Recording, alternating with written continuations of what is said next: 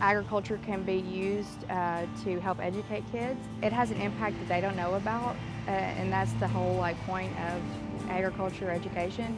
They know they can eat food, but sometimes they don't know where it comes from. Everything that we use, everything that we need comes from agriculture. So it's definitely important that kids understand that and also take care of it.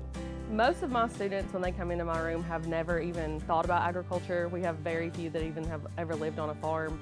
So I really start with the whole farm-to-table aspect, thinking about how a farm works and how their food gets to them. I just don't want any of my students to go to the grocery store and think that that's the only place their food comes from. If we don't get kids to understand where their food comes from and how to conserve the environment in which it's grown, then we're not raising kids to appreciate the earth and understand where their food comes from at the end of the day.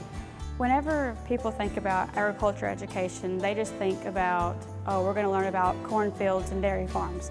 Those are very important things. There's so much more in agriculture that kids don't realize exists, and even their parents don't know that's there.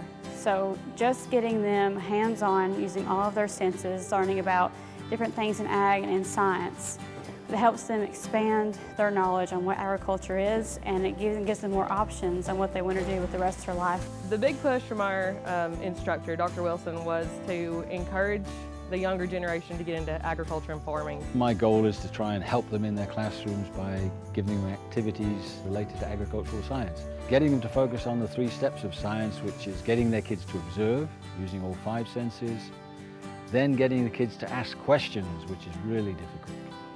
And then step 3 is the research aspect, trying to find answers. They haven't explored the world, they haven't asked questions. We need to do that. I'm trying to give them activities, get the kids outside, because science does not take place in a classroom or a lab. There is ways to incorporate it into your academics and also make it fun, and so that's what I like. The basis of everything that we have comfort in, everything we enjoy, it all starts with agriculture. It's the most vital part of our world.